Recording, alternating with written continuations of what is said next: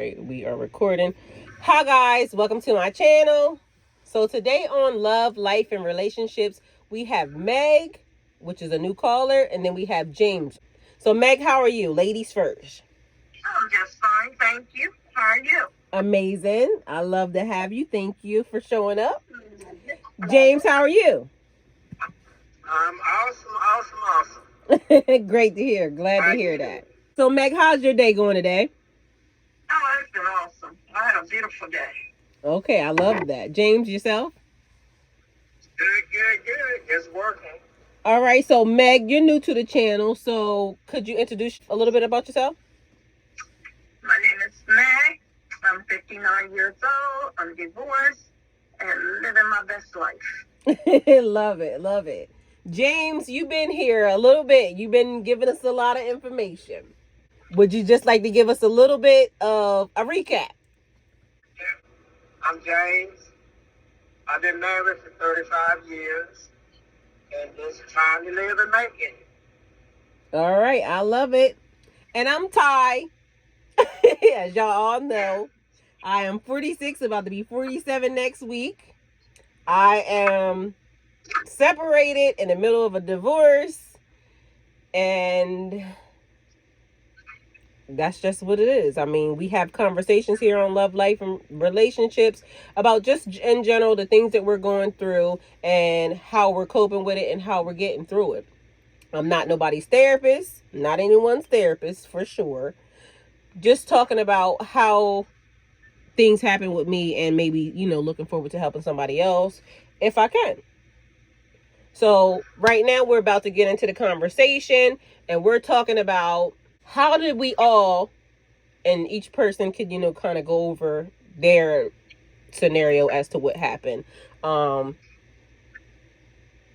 do we get past dealing with other people's, I want to say mess, but I really want to say bullshit in a relationship?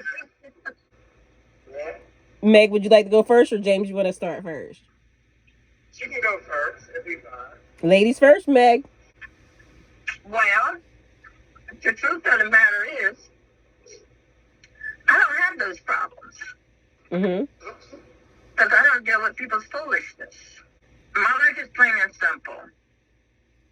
I really don't have time or the patience. I think I'm too old to be dealing with anybody's foolishness.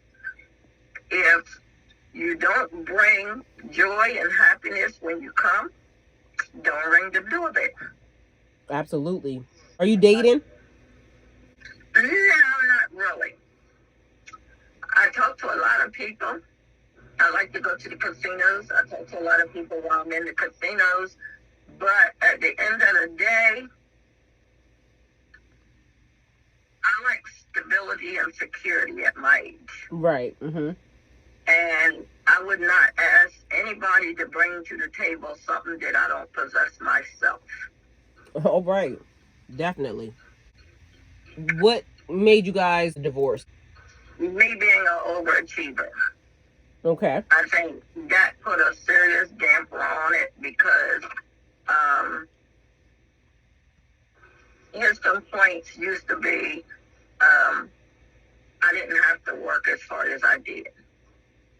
Well, truth be told, ain't nothing wrong with hard work because when you get old, that's what you live off of. Absolutely. And so, had I not pushed myself when I was younger, now that I'm older, I can sit home and live off a pension. Right. So I'm okay. And I don't see anything wrong with any age for a person to be a hard worker. Right. Anybody who tells you that you don't have to work, if you feed into the foolishness, just remember, everything don't last forever. Absolutely, that's correct. James, how about yourself? Yeah, well, I mean, what she's saying, that was always my philosophy. I do work hard, and I try to play hard. And I try to be prepared, as we get older, we know we got to slow down some. But I'm planning to work I mean, I love my job, so I plan on working as long as they allow me. Right. I enjoy it. I mean, I can get out here and work. I just enjoy what I'm doing. So you've been in a marriage for 35 years. And we've talked a lot about your situation and your happiness and really how you want to move forward on into life. So now, do you have a different mindset as to dealing with a person and the way they're trying to handle you, or dealing with a person and the situation that you seem to find yourself in right now? Well, I do see a lot, since we've been talking and getting a little, getting to sit back and check myself. Mm. And I have not really truly just check myself. I just, whatever, just go with it and just keep moving. But as I'm getting older, I'm seeing that, you're supposed to be a team. I knew that early in life, that if we're together, I want to be 100%. Right. I don't believe in, everybody be saying, oh, give 50%. But if you give 50%, you got 50 more percent. So what you going to do with the other 50%? Right.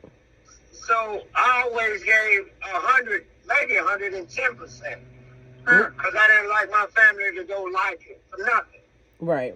I remember when I first started driving, I was young then, and we didn't have a lot of money then.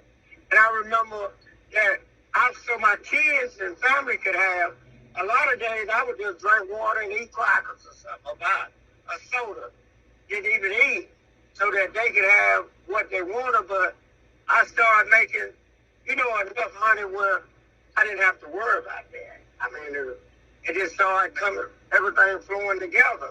Right. And I just always just say, I need to save for them rainy days, because that sun ain't going to shine every day. Right. Yeah, and so I saved and saved and saved and worked, but my kids and family got whatever they wanted. All they do is stay it. I get it. Right. Even a lot of things they didn't even want, I just wanted them to have. So I just buy it. And so maybe a lot of stuff that happened, as I'm thinking, it might be a lot my fault because I didn't hold them accountable. Mm-hmm. I would just go ahead and do it. If they didn't want to do it, I'd bump it out. I got to go ahead and make it done. Light bill need to be paid, and that was their responsibility, and they wouldn't do it, I'll pay it. And I'll give you a scenario. I used to pay the house payment, the car payment, the car insurance, and all she had to pay was the light bill, the water bill, and buy groceries. And she told me one time, if the bills got on her side, got behind, and she told me it wasn't fair. She wanted my bills. And then when I caught the bills up, then she wanted her bills back. Wow. And I didn't feel that was fair. It wasn't. But I did it anyway, because my kids was there, and I didn't want them to be where they didn't have lights, water. They have anything that they wanted. Right. So, and I guess that's when I laid the foundation, where she just always did what she wanted to do. So, I mean, if she don't want to do it, she wouldn't do it. I mean, up until now, and this maybe 30-some years later, I never knew what she made on her job. But I know she made good, because she had a good job. But me, I can go take my check, I throw it on the table. It don't matter, because I want to do the right thing by my family. Right. So improper training along the way. Right. But because you wanted to make your family happy, then of course you would do those things. So me, myself, I am a person that loves to make people happy. So I'm like a fixer. I put things together, but that's one of my love languages. I like doing for other people. Maybe that was improper training also. I got put in an adult position at a young age. So like I said, I've been taking care of people since I was 9, and right now how I'm dealing with it is I'm going through a selfish phase. I want to do for me. I want to make myself happy. It's not now all about what everybody else wants. It's about what I want, and whether or not that makes people happy or sad, I don't give a fuck. And that sounds bad, but that's just where I'm at with it because I've done it long enough. To the tune of even now, sometimes I feel like even though I'm taking my freedom, it feels like at every turn and every chance they get, they want to either give me a pet, they want to give me somebody else's kid, they want to do, and I don't want it. And I keep telling people, if it eat and I gotta feed it, I don't want it, because I don't want to feed myself sometimes. I just want to be left alone to my own devices. No matter what it is that I want to do, I'm gonna be okay. I don't need anybody trying to supervise me or I don't want it. I just don't want it. So now I'm creating healthy boundaries when it comes to my space. I like peace. And to me, people don't feel peaceful sometimes. And that's okay for their space, not for my space. Because my space, I'm going to create peace at all costs. Whether or not you got to get kicked out of the space, or I got to disconnect you from my line space, however it is, you can't bring that in my direction. I just am not accepting it. So I'm trying to vibrate at a higher frequency, and I keep telling everybody about my celibacy. So we're going to talk about how sex kind of sometimes makes people feel entitled to you. So I'm not giving anybody that. My sexual energy right now, I put it on pause. I'm reserving it for later on when I decide that I may want to get married. Because at this point, and y'all can correct me if I'm wrong, or if y'all can say, I honestly don't even know if I want to deal with a person right now, because people come with so much bullshit. And that's not to say that there's not a good person that could be a good fit for me. It's just that I don't want to deal with that. When you have a man, you got to feed him. You got to care about the way he feels. You got to take time to just take time. And all I want to do right now is take time for myself, because I've never had that. And today, Meg, you were on the phone, so you know about this already. Today, I met a person, and and this was a very nice looking gentleman and everything. Like, he kind of fit the bill. But at the end of the day, my first requirement, and the first thing I'm saying to people is, do you have kids?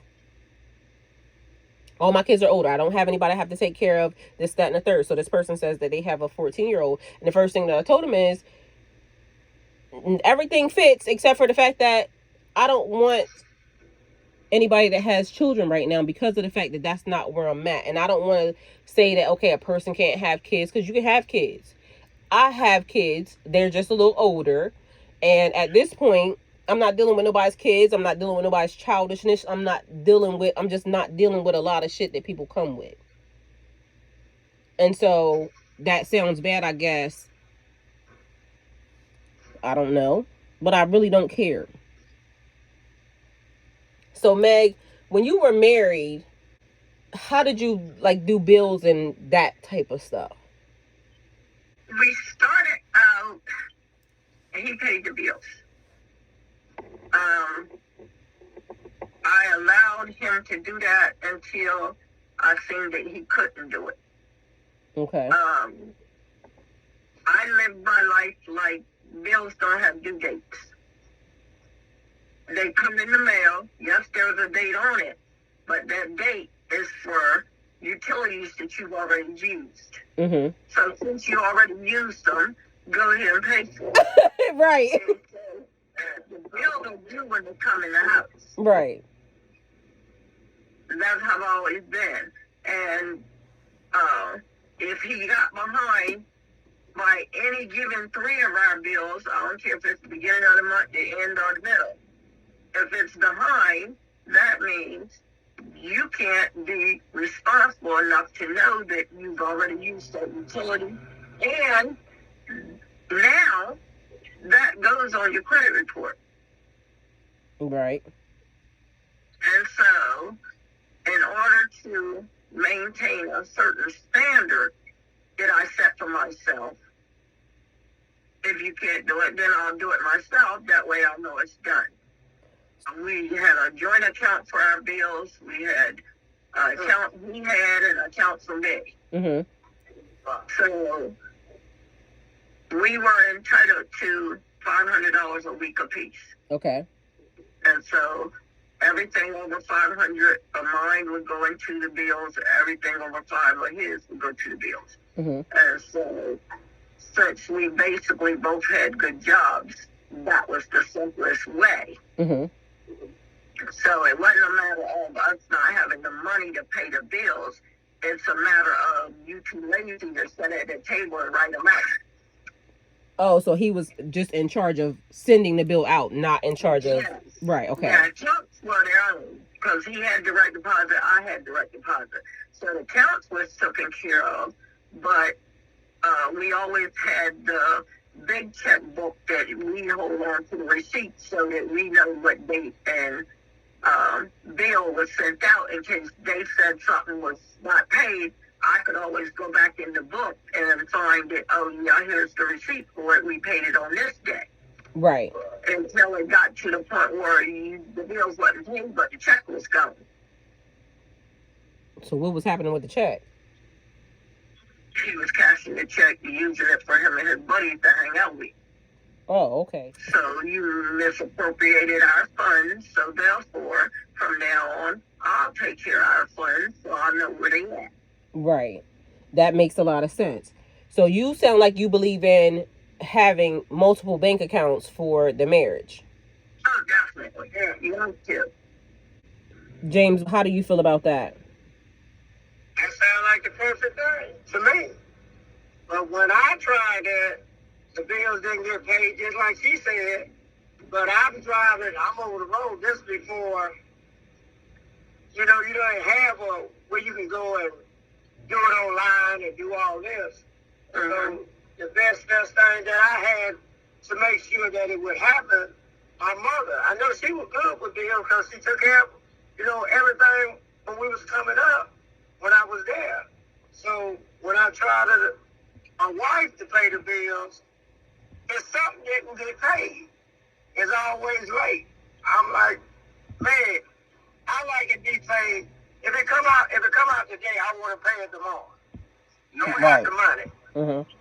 But she the type, she like to wait to the last day. Say like it's due on the 28th. She don't want to pay it till the 27th. And I keep telling her, if something happened, what you gonna do? If it's not your fault if the lights get cut off. But if you pay it at the first, when it coming out, it coming out on the first, they say how much it is, why not pay it? We got the money. But Right. it never would happen. So I had to do what I had to do. And I let my mother start paying. And she didn't like that. I even put the extreme, look, I make more money than she made. But let's put it all in one account. And just like you were saying, Ms. Mac, is you have an account, I have an account, and then we'll have an account to pay the bills. Mm-hmm. She wouldn't do it. She never would do it. So I got a She got question. mad because I let my mother do it. Do you think that your wife was just irresponsible, or like, what do you think her reasoning behind that was? I just think, the way she was brought up, just pay everything late. But I wasn't brought up that way. I was brought up, pay it now. Why not? Well, you also said you were giving her the money and she still wasn't paying them as She well. still wasn't paying. So it sounds like both of y'all had the same experience. Me, myself, I've never had a guy, I'm always responsible for writing out the checks or, making sure the bills get taken care of. They may give me money, and in the last relationship, he didn't do any of that. Like, I paid the bills. The dude probably don't even know what type of bills we had or what company it was. And the money was being made from my trucking company that everybody knows I had for forever and a day. So it was almost like bringing home the bacon and frying it up in the pan. And that person, I didn't think anything of it, being as though that person, we've had a history. And so, but now I see where that was a problem, period. Because that person kind of manipulated a whole situation and then lied about it. So to each his own, but I know that the next relationship, I would rather have multiple bank accounts, but even with that person, I put his name on one of my accounts. He didn't want me to see what was going in the account, and I was giving that person money, and now that's actually coming back to be a thing because they asked me how much money I gave this person outside of, general stuff, and I gave this man lots of money, but I didn't know that I'm supposed to keep a record of the amount of money that I was giving to my husband. You see what I'm saying? That makes no sense. Right. But it makes sense now after you're in the middle of a divorce and they're questioning what type of money you gave this person. That's weird. Because I didn't think that I would be in the middle of a divorce. This is a person that I really, really loved. So why would I need to keep a record or an account of money that I was exchanging with my partner? So there's a lot of things that kind of don't make sense. But now it's like, in hindsight, it's almost like you literally gotta make sure that everything is being documented. There's some lies being told, and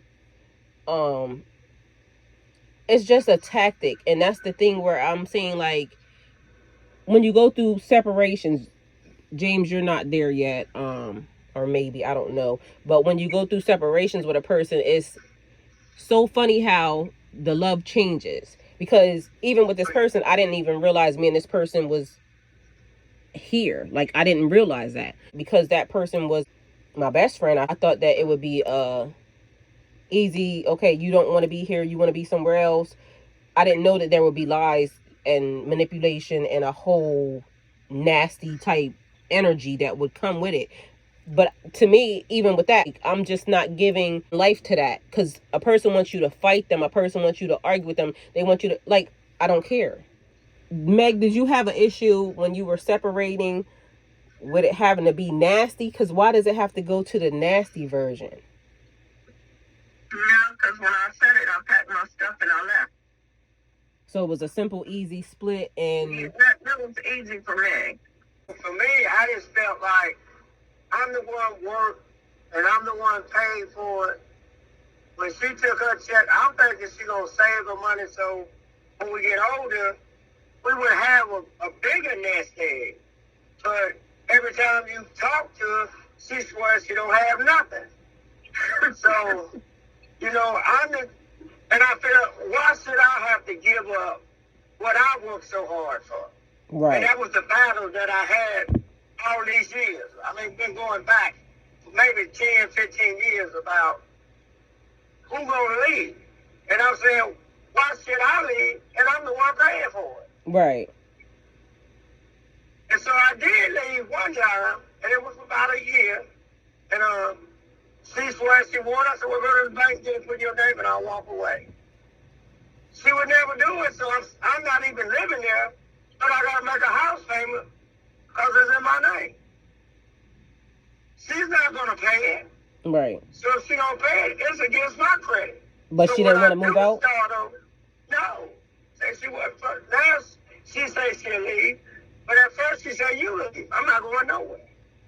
So why didn't she put it in her name? If you offered to give it. In her name. No, you said you She would. won't take it. Yeah, you said you would let her have it. So why wouldn't she go and put it in her name if you don't want to leave and you're saying, okay, well, I'll give it to you. I'm going to just leave. You just got to put it in your name. Why do you think she wouldn't do that either? Because she don't want to make the payment. She want to give it to her, I guess. Is it that she wouldn't make the payment, or would the bank have a problem with turning it over to her? Yeah, but see, I told her to go to the bank and see what they put it in her name, whatever. And she just, to run around, like everything else, run around. And it never would happen. I said, well, if you're not going to do it, won't you just go ahead and leave, and then we won't even have a problem. If I'm going to pay for it, I'm the one need to be living in it. But I didn't live there for a year, but I made that payment. She didn't make but 2 payments in a year, and I've still made all the house payments. And like I told her, we supposed to get it a whole bunch of mess, so I put the house in my mother's name, but the loan was in my name. So I still was making the rent to my mother to make the house payment. Cause I mean, I don't want to be left in the cold. If you're not gonna do your part, why should you deserve it? Like I told her retirement, she worked for that. I don't want it. Right. That's what she worked for. So if you want to get out there and do it right. If you're gonna do it right, do it right. If you plan to get over on a person, just be upfront. Look, I just want what you got. Exactly. James just said a lot. Mm-hmm. And I just heard a lot. And I'm a little confused by a lot. Because when you got that house, were y'all married? Yes. Okay, illegal all day. When you got the house, y'all were married. Financially, you took care of the house, but because of what reason is that house in your mother's name? It was because we had just came, I had left because she didn't want to work together. This is the second house. So I seen how she was acting with the first house. She couldn't get there because I had it before we was married. Uh-huh. And so her mother, one time they said she was entitled to my house just because she was there. We weren't married then.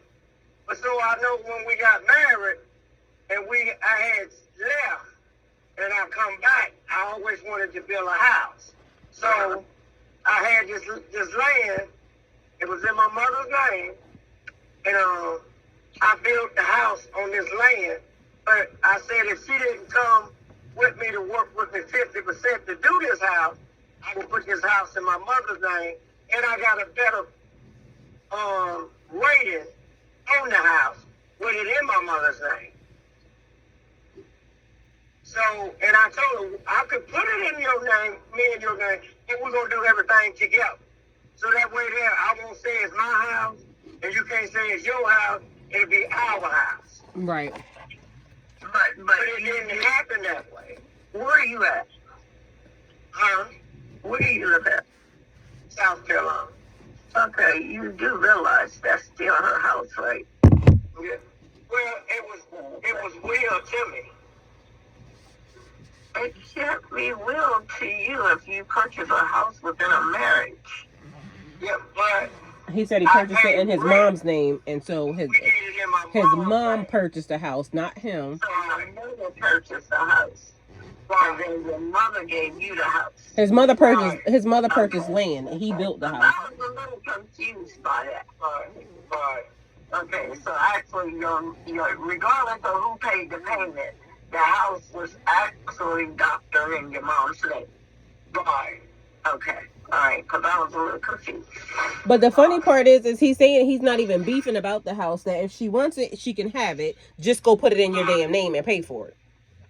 But she may not be able to, because that was our situation. When we got a divorce, I didn't want anything. I just wanted that because I knew I was going to be okay regardless. Mm-hmm. And when we went to court for the divorce, Wyoming Bank stepped in and said, "No, ma'am." Wyoming Bank said they wouldn't transfer the house over to him because he couldn't afford the house anyway. Now, even though he had a good job, he also had a foreclosure that hadn't expired past the 10-year mark. Okay. And so when it was time for us to do a settlement on a house, I was willing to walk off and leave the house and everything in it. But the bank said no, and so since I had to have it, I went home and put a for sale sign in the front yard. Right. Because I still didn't want it. Which is understandable.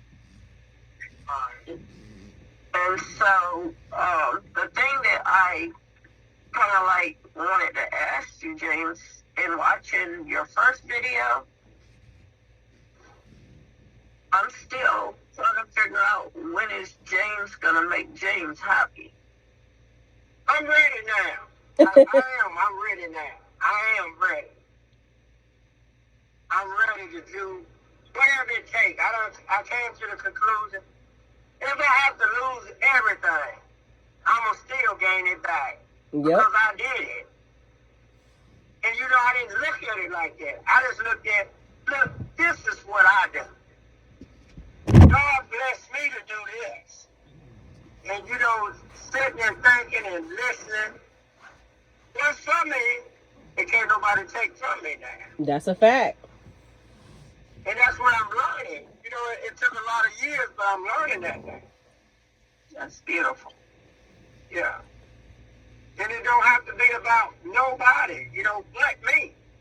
And like I say, my kids are grown. I do have a granddaughter I look out for. But outside of that, I mean, I got more grandkids I look out for, but that's my little one down there. But it's time for me to be happy. And I guess that's just my spirit. I don't really like to hurt nobody. But you hurt no matter yourself. What the situation, right. And that's something that we all go through, actually, because being a good person, sometimes you have a healthy fear of God. And you want to do things the right way, even when people are doing you the wrong way. But sometimes we have to put our foot down and say, enough's enough. James was telling me a story earlier today that, James, I would like for you to kind of tell. And only because I've never known for anybody to do this. You know what story I'm talking about, right? Oh, yeah, I just thought about it. At first I was going to ask you what, and then I remember. All right, can you tell us the story? Yeah. Well, it was in January, about 7-8 years, maybe 10 years ago. I found out she was cheap. And I didn't know she was cheap. She just wanted to go on vacation, she said, with some of her friend girls. And she was helping me with my mother. My mother was sick. And I felt it was good that, you know, she gonna get a break. And when she left, you know, everything didn't click. It wasn't clicking. And I'm a little nosy, but anyway, I got a little nosy and I see stuff in a suitcase that shouldn't even be in it. So I asked her, you know, why would you blame this with some girls? What's going on? You know, she said, you know, women thing. James, what was in there? What was in there? Tell us what was in there. Yeah, it was negligence. You know, those are sex toys. No, negligence. You know, there's all kind of negligence. I know, James. And that wasn't for me. You guys ever sleep? But you didn't do that all the time with me, so why you wearing this man? You know, that's what I'm feeling. But anyway, I didn't kick it too much. I let her do what she was going to do. And, so, you know, usually before one of us leave, we always have sex or something. But this particular day, she was doing all she could to stay away from it for some reason. You know, I'm thinking, and when I went to drop her off, I said something about it. Because, you know, I can't hold it. I can't hold water when it comes to stuff like this. So I told her, no, what was that? She said, well, come on out there. I said, no, we ain't going to do that. Nobody else's house. I don't know these people like that. So anyway, she went on the trip, and I'm working, and I don't hear nothing from her for about a day and a half. I said, something might be done happen. Let me try to call her. She won't answer the phone. And just started checking, and found out some boy, I guess he had been talking to, his number come up. And found out he got her to call. And anyway, when they come back, she swear that she wasn't with nobody. So before she came back, something just told me, you know how you watch Maureen and talking about that lie detector. I said, well, I'm gonna see if I can find one. So I got on the phone and I asked the phone about where's a lie detector company in our area. And I called the guy. And the guy started telling me, you know, it's real. You know, I don't know. I just tried it.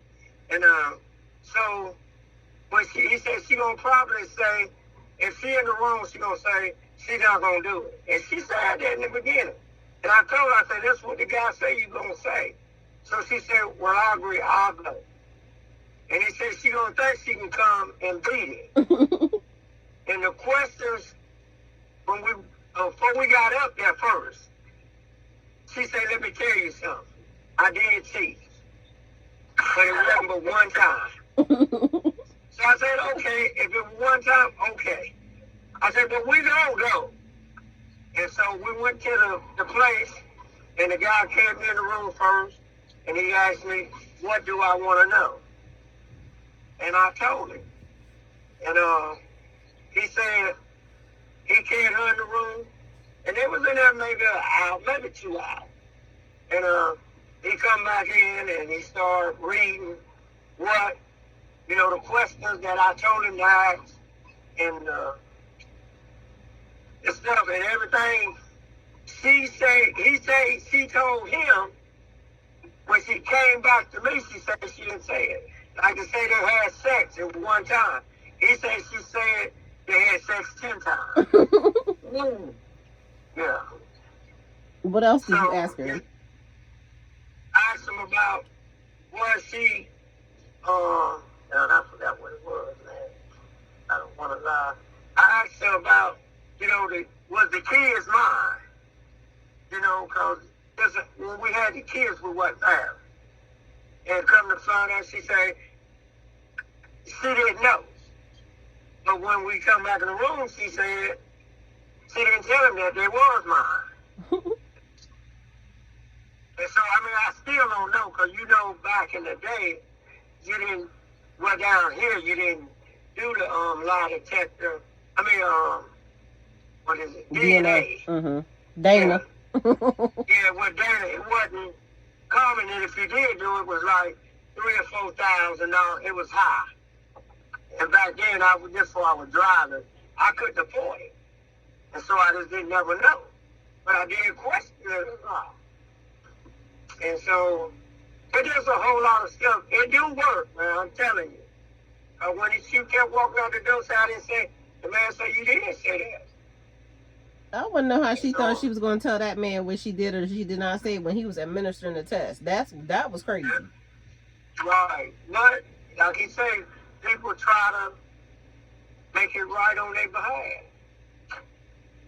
Well, I told him when he told me that story earlier, I was cracking up because I said I've never known anybody that actually called somewhere to get somebody a lie detector test. Like, that was kind of, okay, I wouldn't have never thought that. Like, okay, you said that, now let's go take this lie detector test. There you go. I want to find out where those type of companies are so that way I can, no, I'm just joking. Look, see, already setting somebody up. Yeah. Oh, you lying. But it did work. I mean, it's worth, I think it was worth to find out. Okay. Now, one question. What is the end goal after the lie detector test? It just, but you know, she started talking that, you know, about what happened when she was young, you know.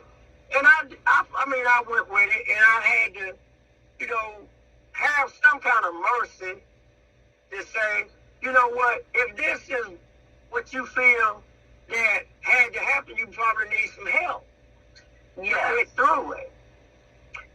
And I said, well, that's when I told her, look, let's go to counseling to find out, you know, what we need to do to make this thing right. That was a good idea, because that's what I heard. When you said that, that's why I asked you what was the end goal. Because to me, it didn't matter whether it was 1 time, 10 times, 20 times. Because she told you about the time before she took the lie detector test. So, were you using the lie detector test as a tool just so you can have open communication? And if so, then that is something that should have happened in a therapy office. Yeah, but see, she didn't say that. She kept denying that she did anything until we get ready to walk out the door to go to the lie detector. Yeah, that's what I said. So if she admitted to you before you got to the test, it wouldn't have mattered what they said on the test, because, I mean, she already had told you. But did you want to continue on for communication purposes? Yeah, I mean, I know if we get the truth, then we could go get the counselor. Like I'm telling you, if you got a problem, you need to get some help to try to find out. Even with me, if I got a problem, I don't have a problem to say, come on, let's go get some tests. And I'll be honest with you. I told her one time that I had a problem with women. If I called you and telling you I'm having a moment that I want to go mess up, don't tell me that's what I want to do. Because if that's what I wanted to do, I just go do it and wouldn't say nothing. But I didn't want to do that. I didn't want to hurt the relationship. So one time I did call her, and she said, "Why would you want to do this to me?" And that eased everything. I didn't have no more that wasn't in my heart to do. After that, so I feel if you communicate and talk, it don't matter how bad it might be. If you can talk about it and you can try to work together with it, you can achieve it. And that's true. Because the thorn in people got thorns in them that they can't let go. And they do need to have somebody they can reach out to help them to get through it. And that's true. That's why you go to counseling, because counselors are designed to help you try to pull everything together. And even right now, like, still, you are always saying, because we talked about you having closure, and I'm like, sometimes you're just not going to get closure on certain situations. We just got to be okay with them for what they are and move on. Well, is it salvageable now if y'all go to counseling? I think we've been doing it so long, it's just time for it to end. Right. I really do. I think it's time to end because it'll start off like now. You know, I've been saying something about I'm ready to go ahead and leave. Now she's the perfect wife. But then it'll go on for about 2 or 3 weeks. And after that, it starts going back the other way. So she good under threats. Right. But I don't feel why do I need to threaten the person that you love? Why can't you just do it? I mean, if she come and say, I need you to do this, I'm going to get it done. Are you an over-the-road driver or overnight? Well, I was overnight. Here lately, I've been over the road. Now, this last time happened, I was overnight. I was being home every day. Okay, and over the road right now, do you think you could trust her? I don't have a choice. Oh, we all got choices, honey. No, because, wait a minute. I'm not going to sit and worry myself on what she doing while I'm gone. I mean, she did it, when I was gone. She did it when I was home. I'm not going to I have some friends, they go get in the dumpster and looking out and trying to see what the girl's doing. I'm not doing all that. It's not worth going and get in trouble to try to watch and see what she's doing. Be up all night, driving, worrying about what she's doing. I'm not going to do that. That's the choice I make, that I'm not going to do it, regardless of whatever she do. That's between her and her God. Yes. I know what I'm going to do. Yes. And I did cheat, and I put it on her because I thought I was getting back at her. And that still wasn't the right thing to do. Right. I have to do the right thing at all costs. That's a fact. Yeah. That's true. Well, at least you're man enough to admit to it. That's the first step. That's a good sign. If you're going to do something, just don't admit to it. Because worst case scenario is, okay, she might not like it, but at the end of the day, there's a respect level that people who walk around just telling the truth deserve. Right. And so she can't say you made up a bunch of lies, you know. If you're honest about it, you're honest about it. And now that gives the other person choices and options. Right. Right. That's what I tell them. Don't say you don't have a choice, because you do have choices and options. It's up to you what you do with your life. But see, that's what I learned. I'm not gonna sit and have to worry about what she doing. And like I tried to tell her, for me to forgive you, that don't mean I have to be with you. She think if I forgive her, I should just forget everything ever happened and just keep living. And I'm telling her, I can forgive you, but that don't mean I want to be with you. But see, she has to also know that forgiveness is not for another person. Forgiveness is for yourself. Right. When you forgive her, that is bringing peace to yourself. That's something you done pushed off of you. You don't have to deal with it no more. You ain't got to talk about it no more. So that relieves the pressure off of you. Right. It doesn't change nothing she did. Because Right, what's done is already done. Right, but she ain't gonna talk about, like I asked her, okay, she said the guy, he good conversation, he all this. Well, tell me what y'all talked about, so maybe we can have a conversation like that. Yeah, I mean, She'll say no.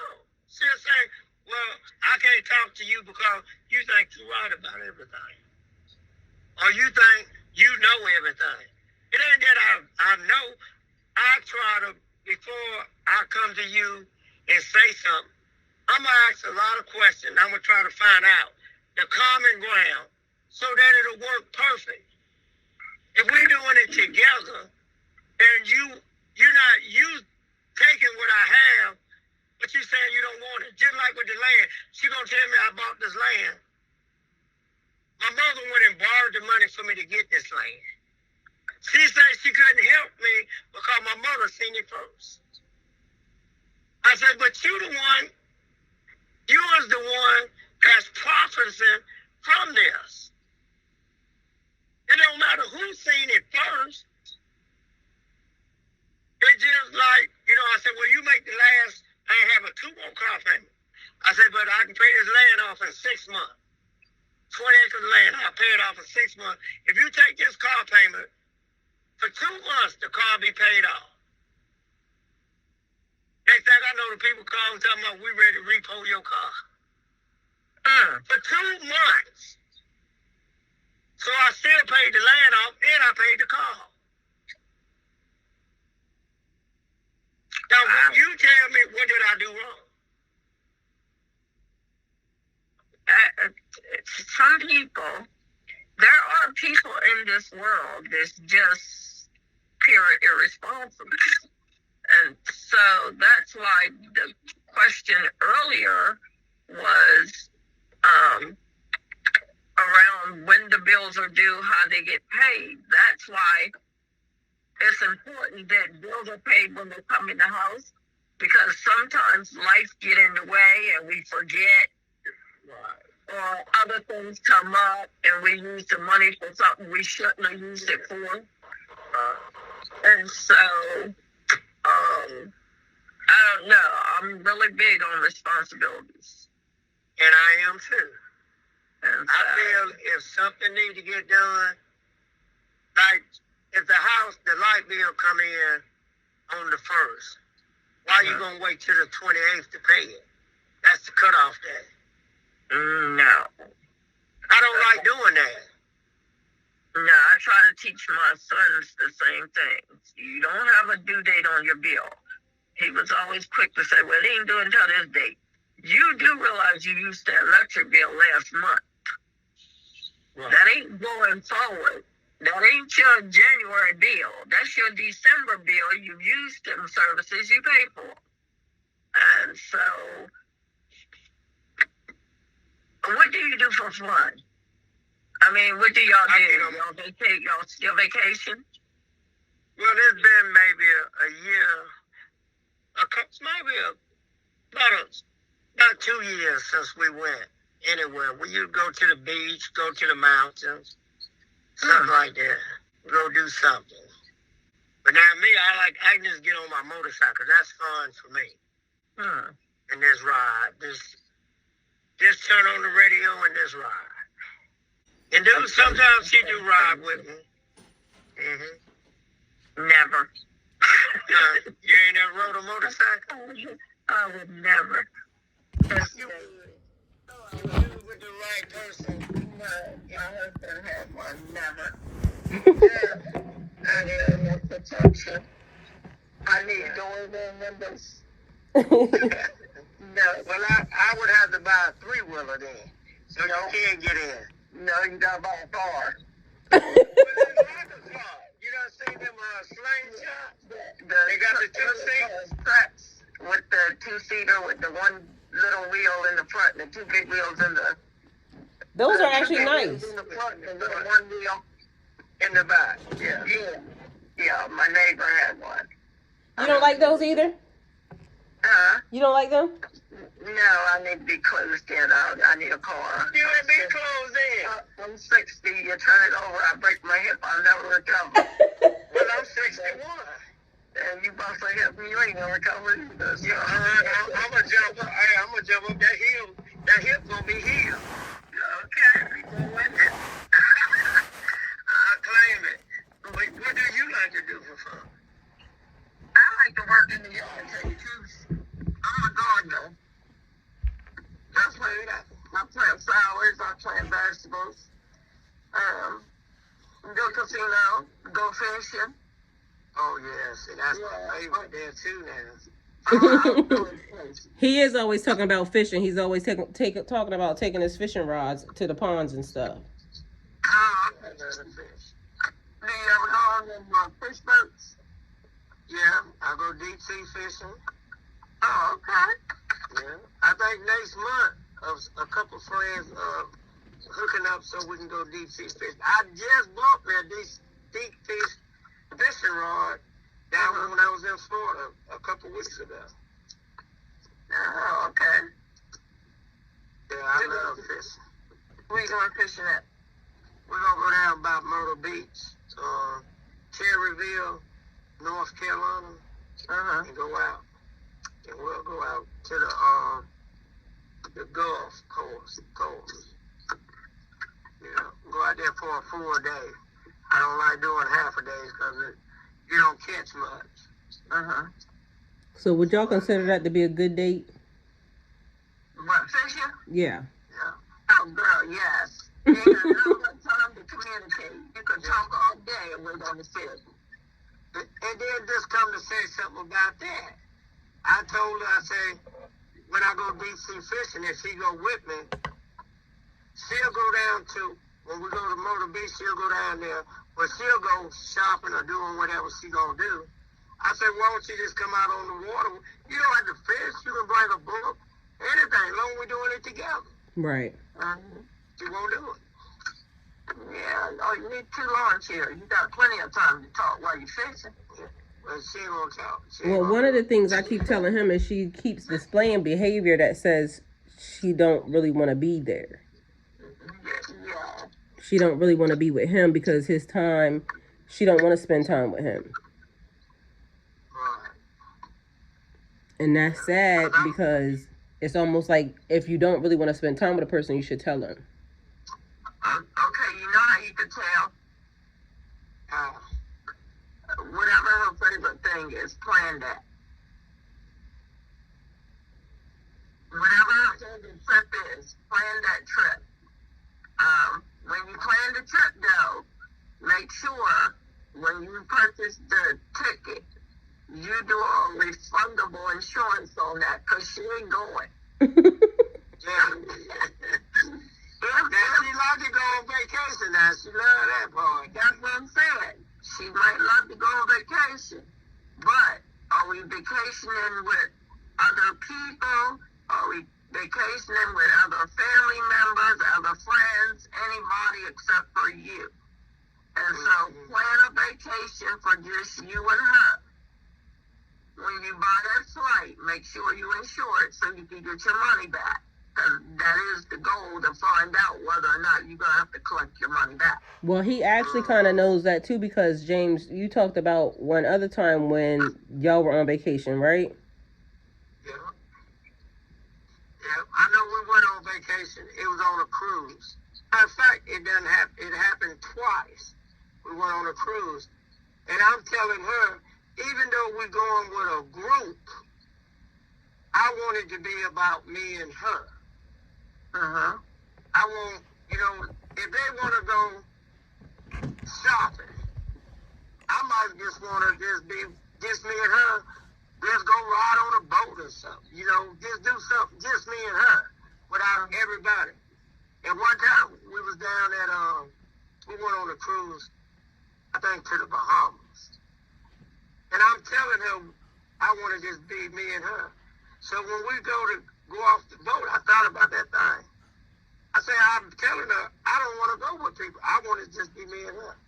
I turned around, went back to the room. She went on with them.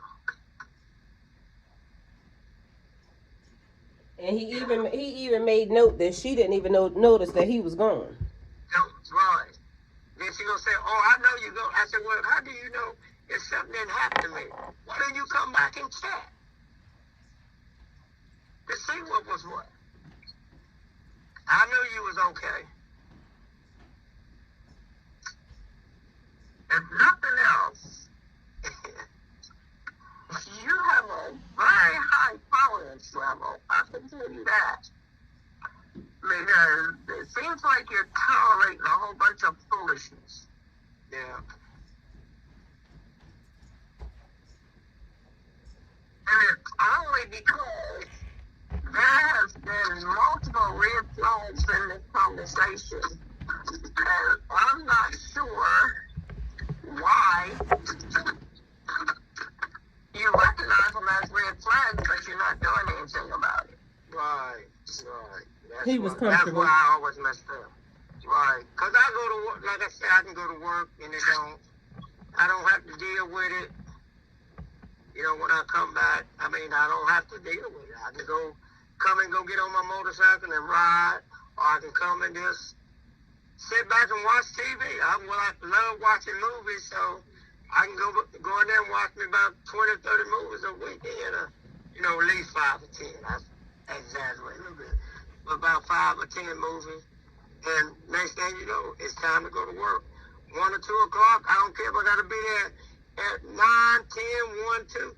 I'm leaving in the morning at 2 o'clock. Right. So, Meg, So man, I don't have to deal with it. and that's one thing when you don't have to deal with a situation. You don't have to deal with it, but at the same time, you have to deal with it. Yep. Right. Because he's dealing with it. Directly or indirectly, Right. that's still your wife. And so you're still together. Therefore, you still go through the same thing she's going through. The only difference is you're in a different place going through the same thing because you know you gotta come home sooner or later. That's a fact. Well, on another note, Meg, you and I had a conversation earlier today that I thought was very important and made a lot of sense. So, after you were divorced and in a situation, we were talking about a conversation that you was having with somebody else, which was about relationships and the way husbands come across to basically about being embarrassing about to your wife. Okay. Be what now? Say what? Being like embarrassing. I have a friend that, when I first met them, he was living in a different place. She was living in a different place. They were still married, but he calls it separation. Okay. Married but separated to me is separated. Why?